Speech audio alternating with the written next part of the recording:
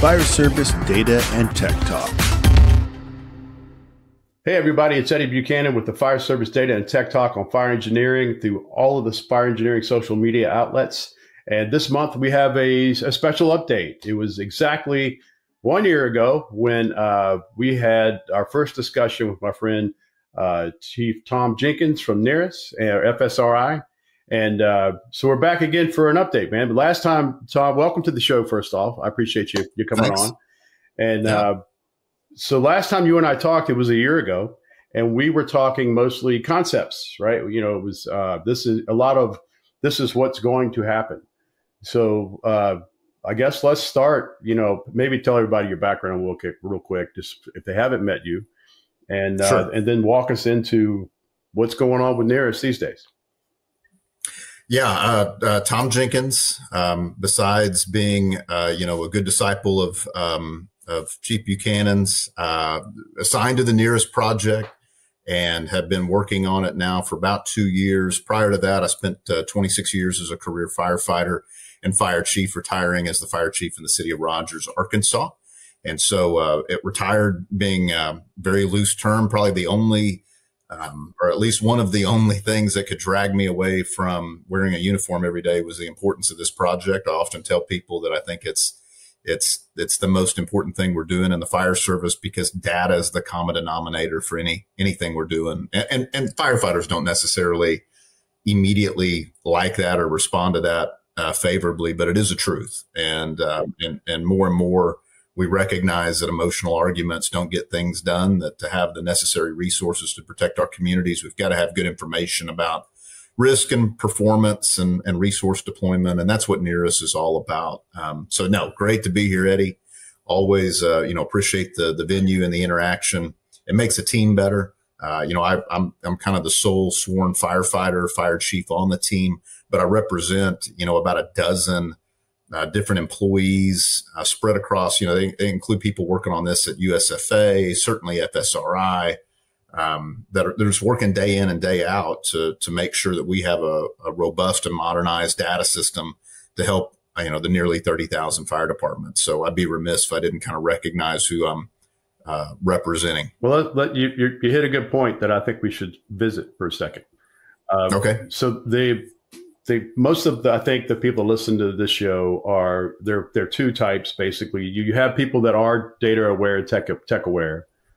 So we're all kind of in the same, arena as we talk about these things. Then I've got a lot of firefighters who are just kind of getting their feet in the putting a toe in the water here related to data and technology, or some that are just wondering what are we doing? And so what would you say to a firefighter who's like, why do I care about this? What is my reason to give a hoot about data or collecting this stuff, or why we got to change, man? If it ain't broke, don't fix it. What do you say to those people that might need a tuning all related to data? Yeah, no, it's funny. I've started just in the last, like today I'm flying to Washington State. The next day I'll fly to Washington, D.C. So I'm crisscrossing the country all the time, trying to do, two things. One, we're still telling them what's going on, giving updates, but we're also listening. And we listen because there's a wide variety of topics that plague the fire service where we need to move the needle in a positive direction. So for those of you that are listening and you hear Eddie's question about like, why should a firefighter care? I would ask yourself, well, what would you change in your department, right? What irritates you about your department? What do you wish could be made better or safer?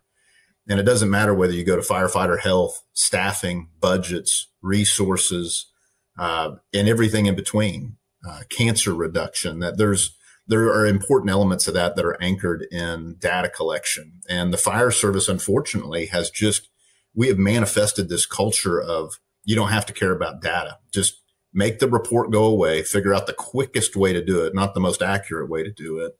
And that's sufficient in the fire service. And if you think that's okay, look at other industries, right? If we were law enforcement professionals, you'd be terminated for doing, incomplete or inaccurate data, because you've got a criminal, right? You got a bad guy to get off the street, and you don't want that, you don't want that person to be set free. If we were medical professionals, they'd probably sue you for malpractice if you didn't document, accurately. And think about as a side note, Eddie, I always found it interesting on this project. You think about the mixed message we send to our firefighters that we send to paramedic school that, for the front part of their career, most normally they're kind of taught not to care about data and, information regarding emergency incident response. We send them to paramedic school and we tell them documentation's everything. And we don't want to be so centric and closed-minded to just not recognize that if we want to make the fire service better for our communities, if we want to have adequate resources and we want to take care of our firefighters, that there's just no substitute for accurate and timely data. And that's what we're doing. You bring up the law enforcement comparison. I'm fresh off the Community Risk Reduction Conference in Glendale.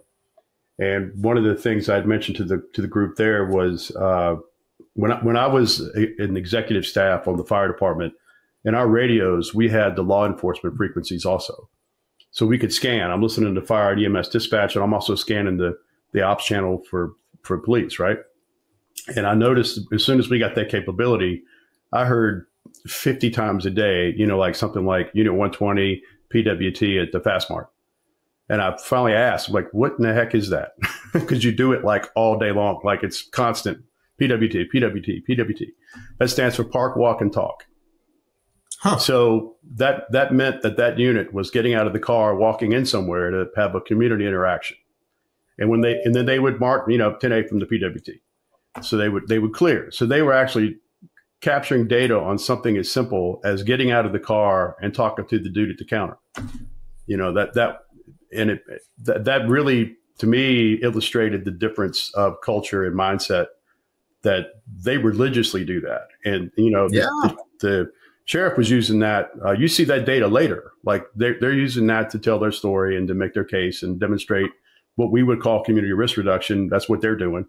They're out engaging, communities and stuff. So it's really striking to me that you're right. We kind of made up this culture out of nowhere, I guess, just for lack of leadership and understanding that something. Yeah, we just drifted there. So we got to get our act together. So it's a good time. I always tell folks this is a really fun time to be around the fire service because we're getting ready to do some pretty interesting stuff that it will look a lot different in 5 years. Yeah. I mean, we're moving at the speed of light for sure. Just since the last time we talked, at least on this podcast, I know we, see each other, pretty frequently these days, but, we continue, one of the points I always make is to emphasize to firefighters that this is their system. We've had to adapt to a system that was basically given to us and never updated, significantly, or at least not since the 90s. And, if you were hired on the day that the old system was last updated in any meaningful way, you're eligible for retirement. And you were actually a couple of years ago in most systems. And that's unacceptable. There's nothing. We don't buy plane tickets. You don't go to a concert venue.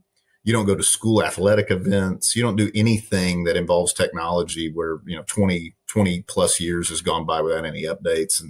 And the really exciting thing, to your point, Eddie, about NERIS is that, this is a system that is not, it's been informed by the fire service. We've had comments and feedback and prototype testing and beta testing. We've worked our tails off to make sure that we have evidence that this is for the fire service. It's not made for small volunteer fire departments. It's not made for large metro fire departments. It's made for all of those department sizes and compositions.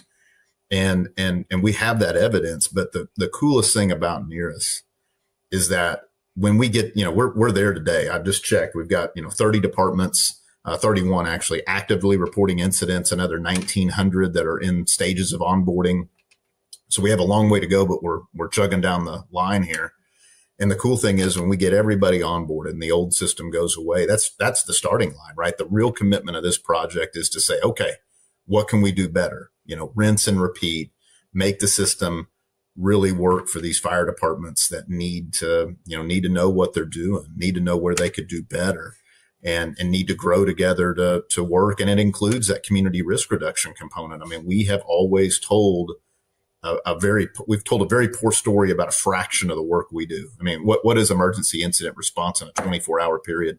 for most firefighters, maybe 10%, likely less. Yeah. So yeah, it's exciting.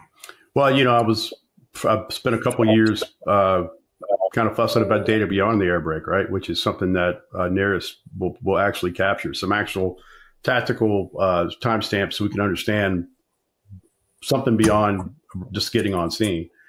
And then it later occurred to me the importance of the data that's prior to the incident. The things that you're doing on shift, your park walk and talks, man, getting out in the community and interacting in various ways. Like one of the things a lot of people in the data world say, we won't get a whole lot of more resources probably because of budget constraints. And we won't get a whole lot more like fire stations and apparatus and things like that. They're already difficult to get. So how do we find the 15 seconds that FSRI showed us makes such a big difference in like a search? Right. I always find my way back to the nozzle some kind of way. Right. So it's, if we understand from the fire research that 15 seconds can mean the difference in life and death just by getting the firefighter on the front porch a little bit quicker, the only way we're going to do it is through data. We can't drive any faster. I hope you don't. And, that's the only place we have left to really make improvements. It's using data to tell the story better, to get more resources, and try to use that to maybe prevent the thing from happening in the first place.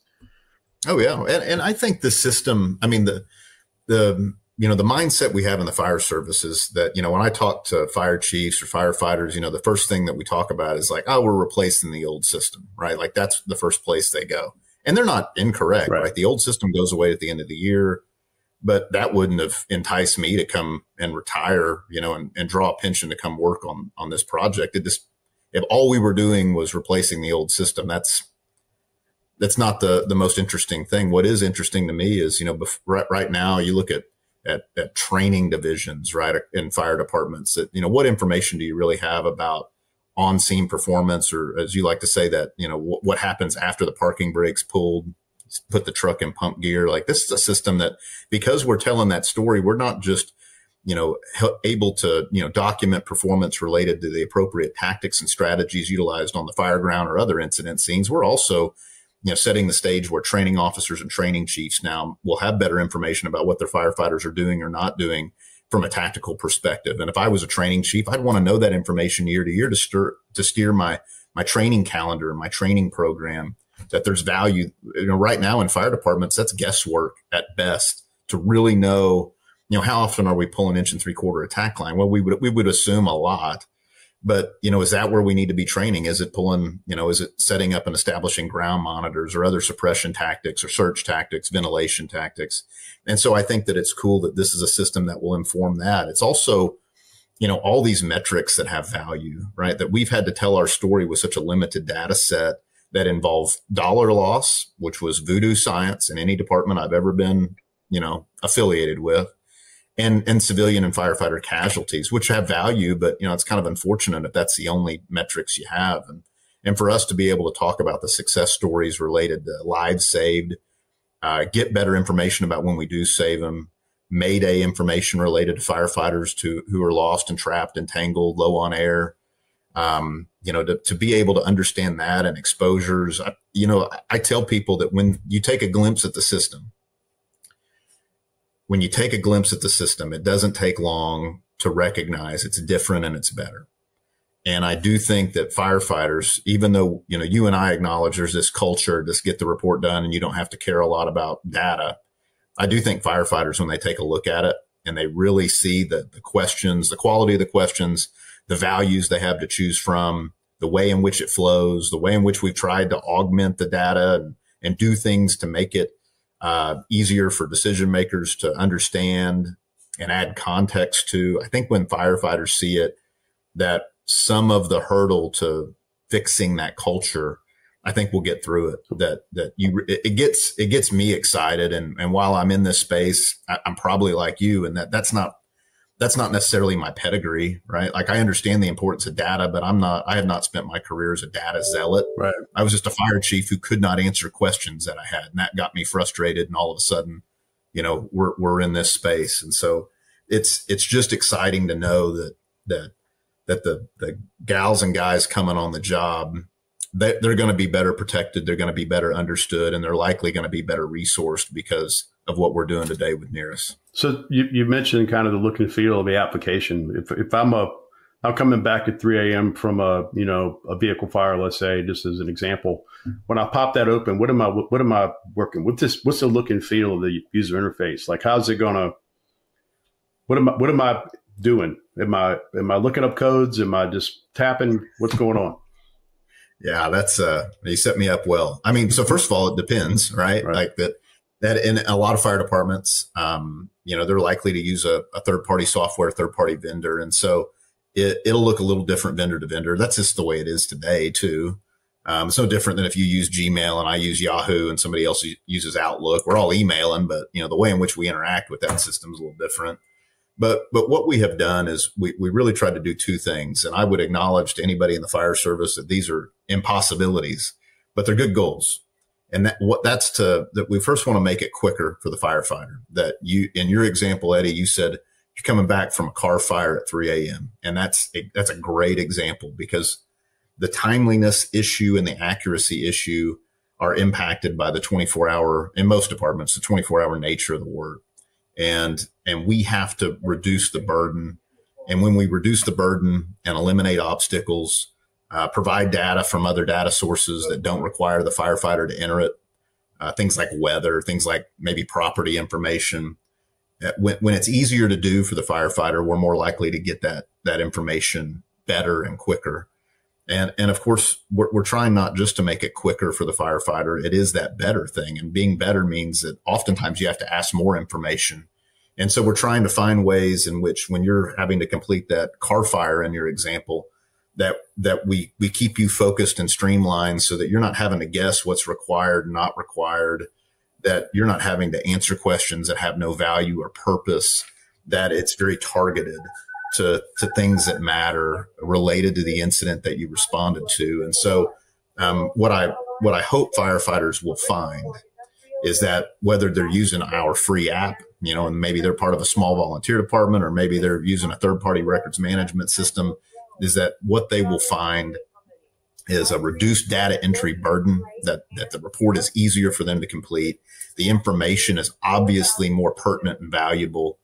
And then last but not least, it's kicking out better analytics and outputs for those decision makers to understand, in the totality of incident response, more about that community, more about local risk. That's what I hope firefighters find, from the user interface on down to the analytics. So I heard like kind of two pathways to this, right? So if I'm in a small rural department that maybe we've been using paper, maybe we haven't had an RMS, who knows? But so that this would give me a vehicle to be able to collect that data through whatever device we have, I guess, like anything that hits the internet, right? Yep. And then if I go over to a department that's used to using a RMS system, some sort of, one of the big ones, there are a handful out there, right?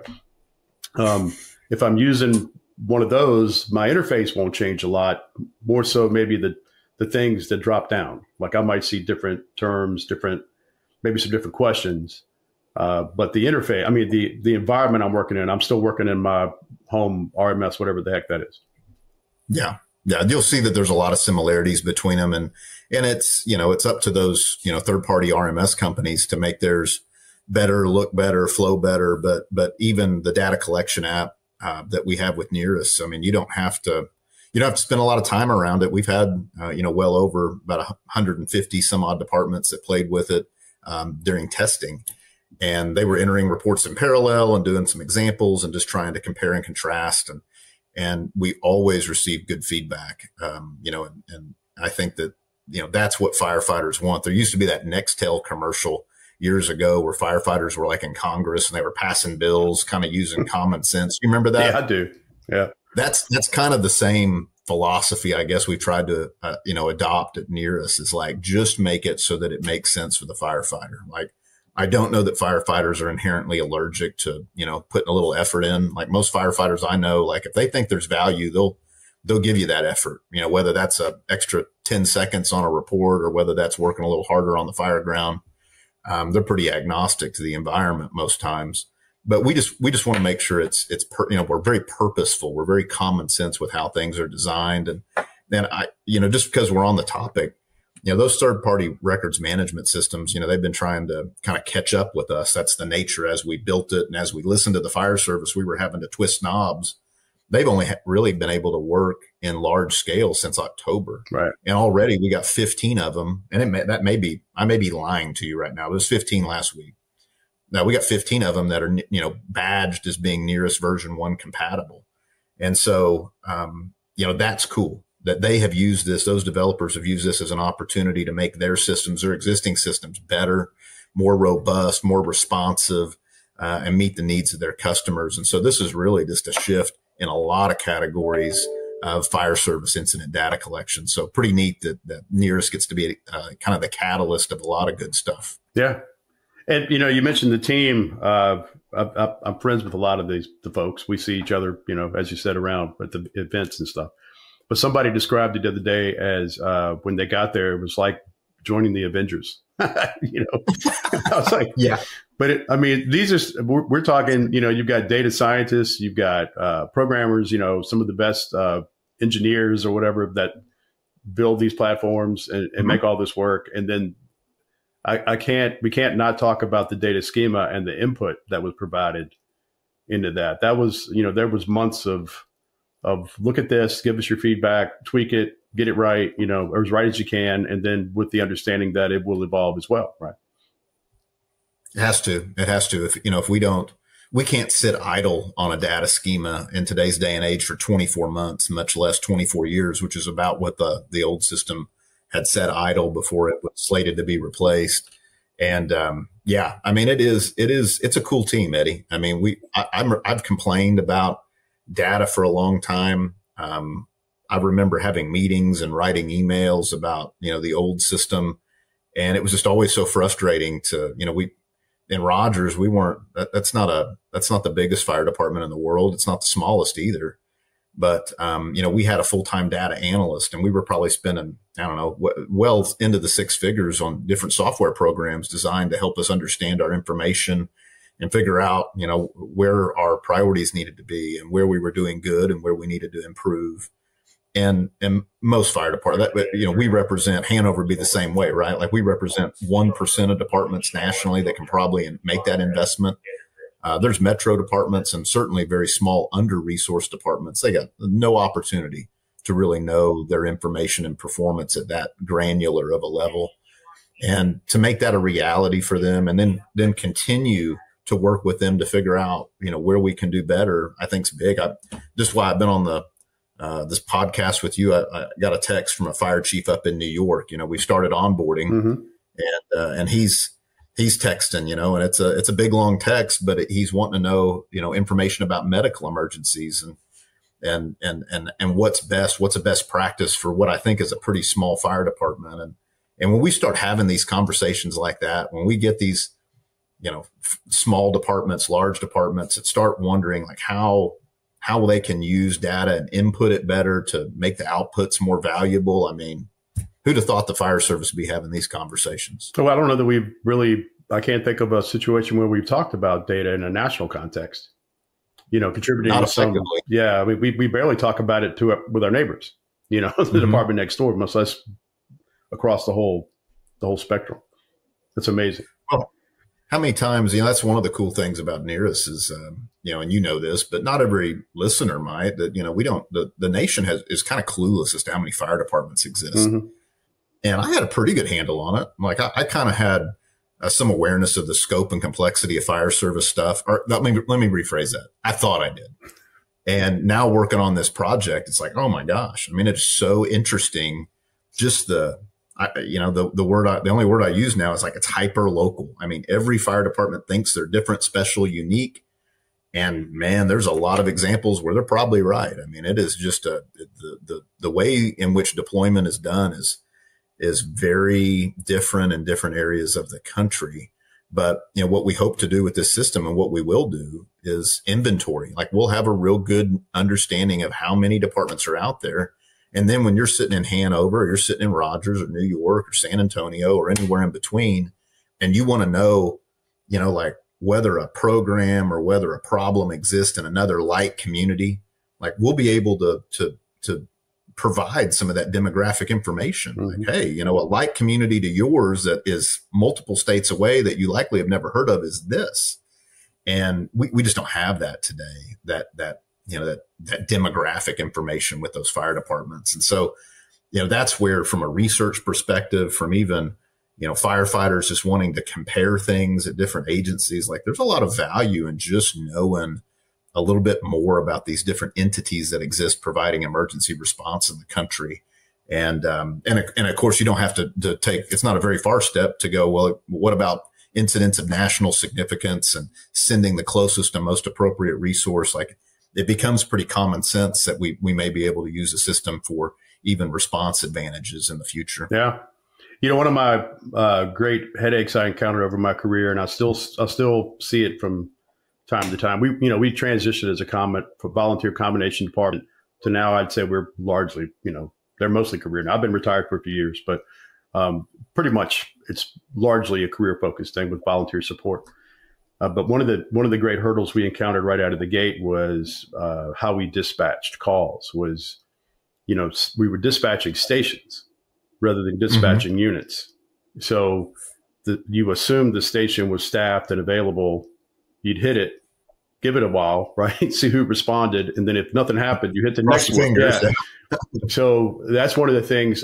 If you're a chief that's in that situation, listening to this show, I would say take advantage of this opportunity of the transition to NERIS to remedy that. Right? It's going to be very difficult for you to articulate what your coverage is or is not. Right? And then how to acquire the resources you need to make whatever corrections you need. But that's where I would talk about the diversity of deployments and how nuanced the fire service can be. When you get down in those levels, I still have scars from when we met. We had to fix that. It wasn't politically. Sure. It was a ride, right? Because it's different. It's we heard the getting rid of the volunteer thing and all that, stuff. You're trying to get rid of the volunteers. No, we're just trying to measure what the heck is going on. Yeah. So yeah, those big county systems, no doubt. I mean, that's, you probably have some good, you walk with a limp after a project like yeah, for a little while. Yeah. But so this thing's tactical now. Like last year when we talked, we were conceptual and we were talking about what was going to happen. So it's happening. So where are we at today compared to last year? And like, what should we be doing? Like if you're not paying attention yet, you should be now, kind of thing. Yeah. Boy, if they've tuned into a podcast over fire service data, they're probably all right. They're not, that's like one demerit if they didn't do it. Here's what I'd say, Eddie, is that first of all, we are full steam ahead. We launched version 1 in December. We had our first department fully transition over in January 2nd. Pierre Rule, South Dakota actually became the first department to say, hey, I'm going to stop reporting incidents into INFRS. I've set up my department's profile within NERIS, and I'm going to contribute NERIS incident data now. The vast majority of departments that have made that full transition are those smaller departments that are not reliant on a records management system. Especially back in January, they were still hard at work, making the changes internal.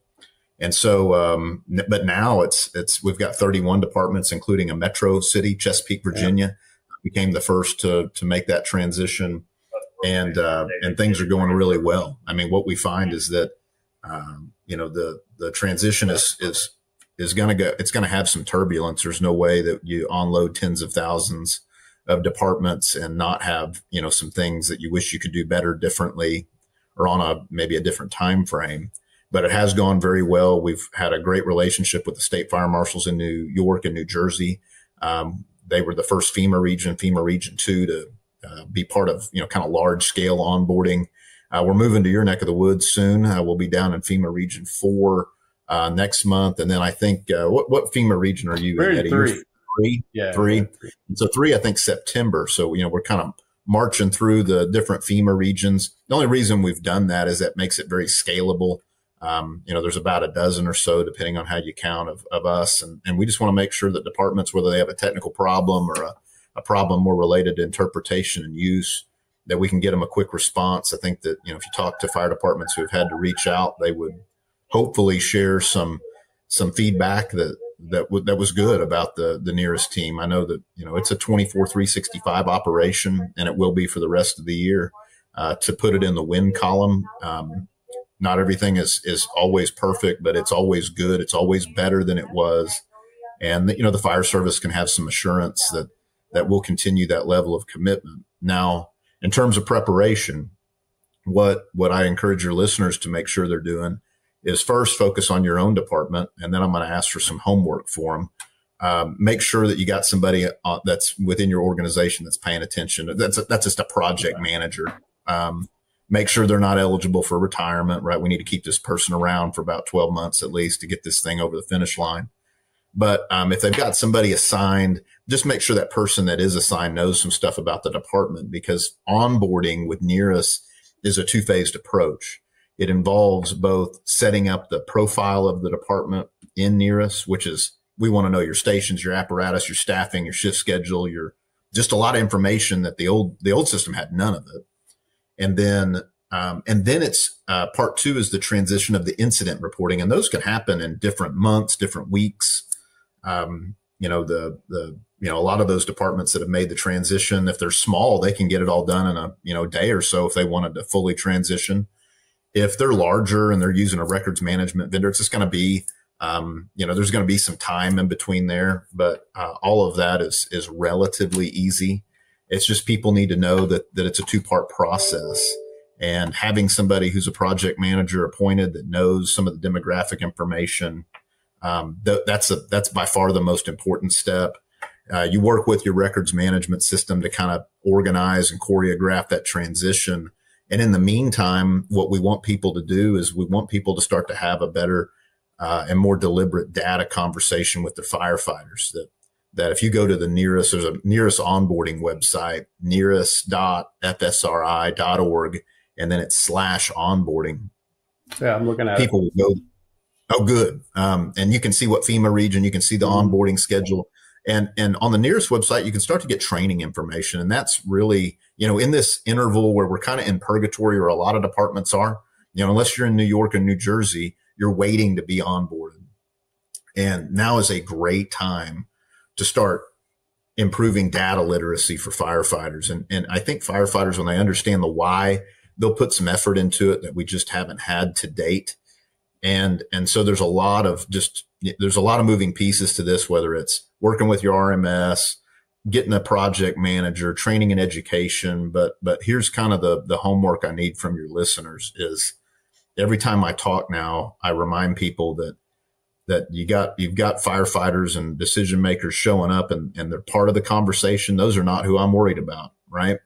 That if they've, listened to your podcast or they've seen me talk or whatever, those are not where my stress is. My stress is on those departments that still today maybe just don't know what we're doing, or they take it for granted that we're just going to magically show up at their station and, hold their hand. There's a lot of departments and there's only a few of us. And while we're committed to work 24/365, like I mentioned, we've got to have departments paying attention. And so if your listeners can help get the word out, like everybody probably knows that one neighboring department that is clueless about what's going on, and meeting for coffee or inviting them for lunch and just giving them, some bite-sized pieces of information that may allow them to make that transition so much smoother. And will keep us from, really a lot of panic and anxiety in November and December, as some of those departments that just weren't paying attention are looking to transition super quick. And so there's a lot of opportunity for people to contribute within their department with those neighboring jurisdictions. But it's a fast-paced year, brother. You know what? You made me think of something. I saw something this morning on social media that was pretty shocking related to fire training, right? Like I thought, oh my God, oh Lord, it's just not good. It was a video somebody put out, and it was a remote place, out in the middle of nowhere kind of deal. And I think I know the video. You probably saw it too. And me being an old 1403 guy, right? I was on the committee. Okay, then I definitely saw the video then. So I was like, oh my Lord, have mercy, and I got, of course, my first thing was pulled up the share button and got ready to say something. And then I said, no, I don't know if that's the right thing to do. Maybe, so I sat on it for a minute, had a little coffee and thought about it a little bit more. And then I ended up, I didn't say anything at all, but I did shoot those guys a message and see if maybe I could help them. Like, hey, dude, I know you're in the hot seat right now, but I would be happy to help you understand why you didn't realize, I'm here to help. I'm not trying to judge you. I'm going to try to help you, And so if you're interested in help, I would extend that to you without judgment. Just if I can answer questions, I can show you what people, why is everybody so upset? Maybe you don't know, which I don't think they had ill intent. I think it was just, didn't know. Yeah. And we do that in the fire service, right? Like, you said that department next to you that or nearby that of that just doesn't have a clue. And what I kind of took away from that experience this morning was just when you get ready to say, yeah, those guys, they don't, or those guys do this or that or whatever, that should turn into a clue to go help them rather than judge them. Go help them, because that's really, what would a brother or sister do? It's too easy to talk trash when that's actually an indication that this is my opportunity to go extend the olive branch here and say, hey, I'm happy to. They might tell you to jump in the lake. That's fine. Mm-hmm. Then it's on them. But we can extend that help, and I think that's going to be a piece of this puzzle with NERIS as we get to the fringes, and we start getting towards the end of the year. Now would be that if that department, maybe go, like I said, bring a little coffee, bring a donut or something, and have a conversation with them about it. Like, hey, you really ought to be looking at this, and we'll help you. Maybe they don't know what to do, so ignore it. Maybe to go away. We know that one. La la la la la. Maybe it'll go away from here, but it's not going away. So, but that's an interesting nuance of beyond data. That's being a good brother or sister, helping your neighbor.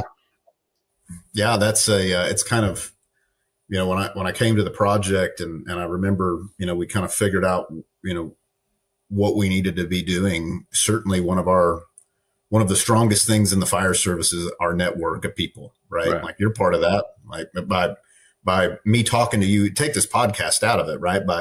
I connect with Eddie Buchanan, and over a beer, over coffee, you think about in the last year, how many people you probably have engaged with that didn't have to reach out to me because they got to you, mm-hmm. right? And in an informal conversation, they knew something about NERIS that answered a question that did not cause a phone to ring or an email to go off for me or the rest of the team. And that's by far that fabric of the fire service is man, that's worth gold. Yeah. And this is where we gotta have it. I mean, hats off to you. Like, I think I'm not just saying that because that's the example you used. Like a lot of humans, they don't have to be firefighters. Right. A lot of humans don't have the maturity to go, really easy to judge here. Gonna try to help you out, right? Not gonna judge because we're all pretty stupid if you catch us in the right moment. So good for you. And this is one of those times where, you don't want that other department to drown. Like we think there's 32 million incidents every year that occur in the United States. And I can tell you 100% that's off by millions probably. Yeah. And we got to get these departments on board. We got to understand what they're doing. That's the only way we're going to help them. Absolutely. And so it sounds like they're time benchmarks that we should be talking about, right? Like, so we're onboarding now. You should, if you're not familiar with what Tom's talking about, go to the website and look at the onboarding by FEMA regions. You can see the dates. Like here's when it's coming. The train's going to show up at your stop here for too long. And then when we get past 25, they're going to shut down the old infra system. So that gets shuttered.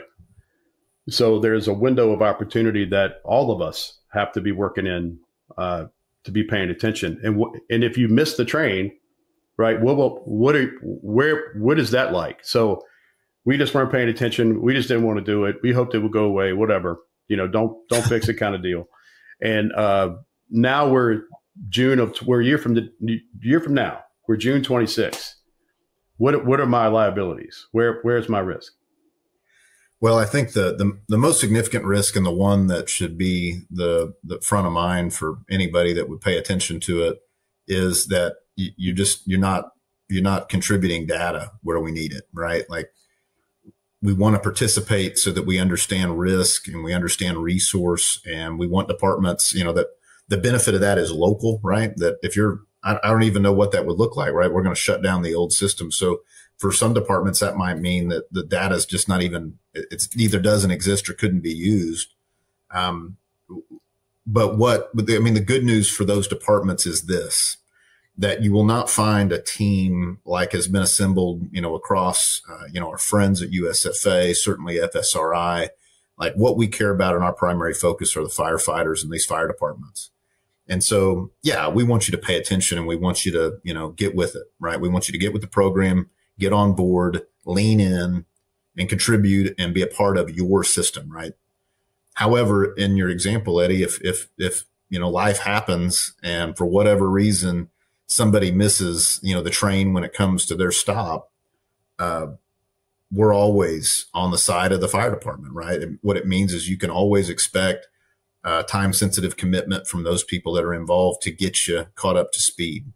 And we'll see that. We'll see that with FEMA region onboarding, right? We're going to get across the June threshold. We'll be onto another FEMA region. We'll get a New Jersey or New York department that says, hey, I totally missed this. I was on vacation. I was sick. And that's all right. Like, every day we're working to make sure that these departments have the information they need, and we'll get them ushered in. But, the big liability, these timelines are that, if departments are doing their part, what it means is they're onboarding within their FEMA region in the month that has been designated. They're preparing for that transition in the ways I mentioned earlier. And then they understand that INFRS will go away at the very end of the year. Kind of said a little differently, 2026 incidents will not go into INFRS, period. That in 2026 and beyond, the only national system will be NERIS. And so we want departments to fully transition. Remember that onboarding's two parts, right? So you could have a department in New York today that's onboarded, right? They've set up their profile. They may not transition their incident reporting until December because they want to try to get a full year's worth of incidents. It's kind of in one system. We see it more frequently where departments just want to kind of rip the Band-Aid. They're just like, let's make this transition as quick as we can. But we'll get through it for whatever these departments need. It's just understand INFRS is going away, that we have to make sure that there's an awareness level with that.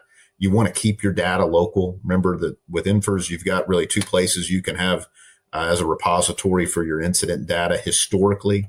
One is you keep it local. The other is that it'll be available at openfema.gov. It is already for preceding years. And so departments just need to be thinking about that depending on how much they use data and are likely to need access to it. So a lot of timelines to juggle, but the best place for departments to go to get their questions answered are to that onboarding page. We're actually working this morning on updating some of our frequently asked questions. So not a lot of static material there. We try to keep it fresh and relative to the audience. Well, I think one of the themes I see emerging out of the data that will come from NERIS is a lot of discussions around common operating picture, right? That having some sort of awareness of what's going on across the country or by region or by state, locality, whatever.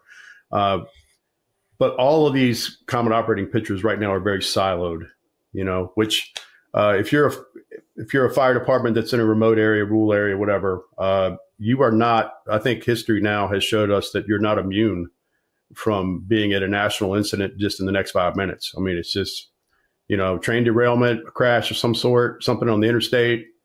Sure. It's, next thing you know, you're in it. you're on the national news that night. And being able to integrate into a common operating picture at a regional, state, and national level, I think is just smart. It's just good sense. And this, to me, I think downrange, look 5 years from now, and what we'll be able to understand about what's going on in the country and being able to getting assistance quickly is an important part of those critical incidents, of being able to ramp up fast. And what I've discovered on this show, talking to people that have been in major incidents, that have been involved in hurricanes, been involved, with just great wildfires and all these things, is there is a spin up time of getting wrapped up into the larger response system. There's a learning curve. Like you have to go from being remote fire department, standing on the side of the interstate with something that's getting ready to be really big, and getting you ramped up into the common operating picture is a challenge. To me, this lays the foundation for some of those future capabilities that I think if I was sitting around going, I'm not going to do it, I don't, well, whatever. You're not only missing this train, you're missing about 10 other trains coming down the rail later that are going to really benefit your department locally. And God forbid you ever have to call on that capability. But, now, we used to think it was only the big cities, but some of the most major incidents we've seen in the last couple of years have not been in big cities. Some of them, they've been out in remote places. So to me, that's all the incentive anybody that I could understand would need, to be absolutely to be contributing to that capability downrange. Yeah, we just have some work to do as an industry to, we work together, locally, usually in an all right manner, but we just have to have, I always kind of, we got to put a bigger hat on. Yeah. You look at how EMAC is used, how the federal USAR teams are staffed and deployed. And, the fire service is not that big of a family. And, we have to understand our interactions through a common operating picture. And you're right, NERIS is the skeleton of that system for sure. Mm-hmm. And we'll continue to grow the connective tissue to figure out how can we adapt a system like this. It's getting incident information that has department demographic information. How do we continue to, supplement that with other data points that help us understand what's going on, where we might need to shuffle resources. It wasn't that long ago. I forget the hurricane's name, but I remember, when Keith Bryant was the U.S. Fire Administrator. And ESF4 was all USDA Forest Service. And there was some call for fire apparatus. I'm probably butchering the story, but I remember being on the phone with him and, there was this contention that there were no fire trucks available in the United States, to help with what was going on, because ESF4 was all forest and they had, resources deployed to wildfires legitimately, but it ignored the fact that there were thousands of fire apparatus in local fire departments that given a text message or a phone call would have been like, yeah, we'll go help you, because that's how the fire mm-hmm. service works. We're not going to sit in quarters if somebody needs a hand. We'll figure out how to do it and we'll, kind of account for it later. And I think that NERIS will allow us at these big incidents that oftentimes do impact, small rural communities. It'll allow us to send from a national perspective the closest and most appropriate resource because we'll know where it is for the first time, and we'll grow the system to better, account for it and understand how it might be utilized in the future. But you're right; it's going to make us more effective, no doubt. Yeah, I can think of when I first got in the fire department some decades ago. There were you didn't talk to the neighbor, right? We have a creek that kind of separates us from our neighbor. So you don't talk across the crack. You keep it local. And it's funny to look back over the decades how that has dramatically changed. Just in our region, Richmond, Virginia is where I'm from, where I'm at.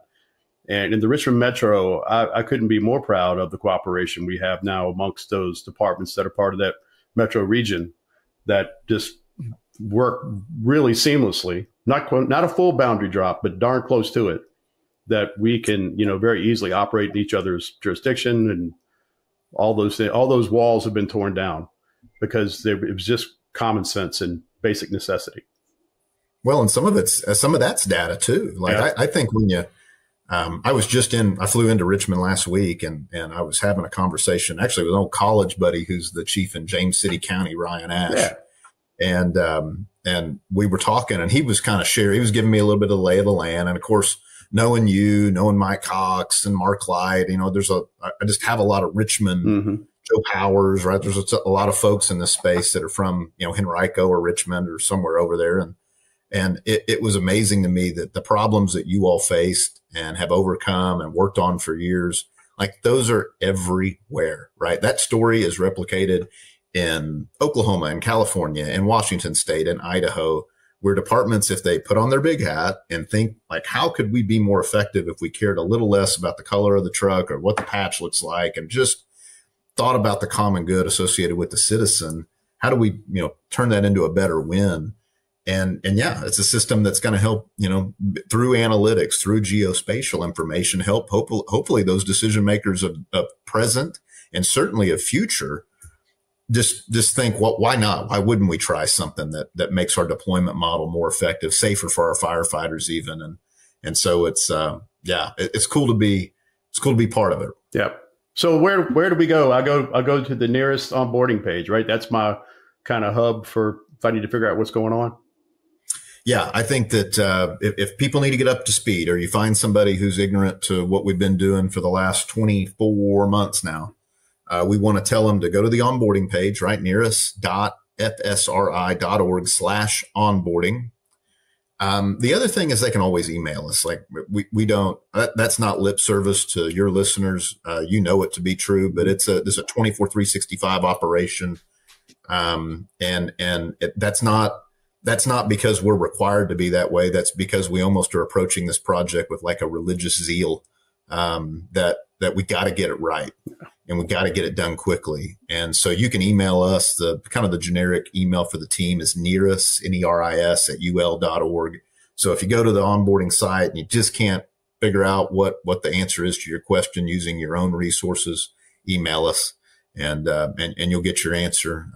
Every presentation I do, I try to give them my cell phone, right? That there's anxiety that goes down when fire chiefs and firefighters know they can call somebody, right? I can text somebody and get an answer. And so I think when people kind of see the level of commitment that we all have, the whole team has to making this a success at every fire station, at every department, when we're done with this thing, we'll know what we could have done different. But I think if there's anything we've succeeded, it's leveraging that fabric of community in the fire service, using key stakeholders to connect where we need to. And I think in a lot of ways we'll probably be stronger as a fire service across the country because we went through this. I can't think of any other thing we've really adopted at every department like this ever. Yeah. And so pretty neat to be a part of. Yeah, you certainly have my support. I think, if anything, it's just the right thing to do.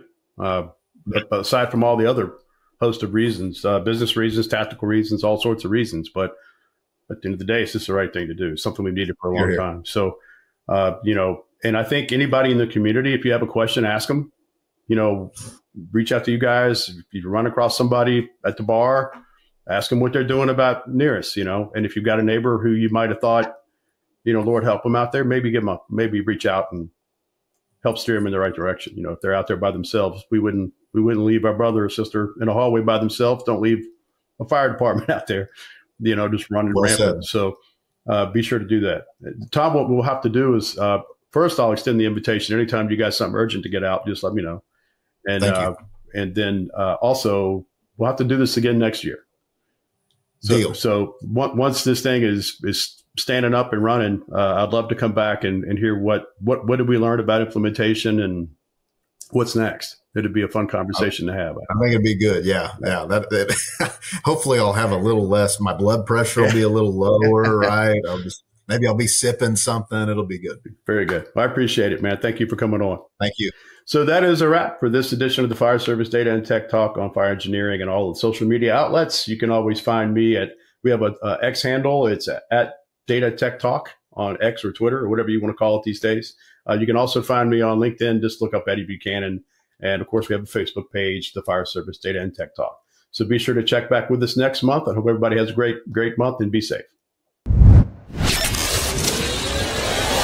Fire Service Data and Tech Talk.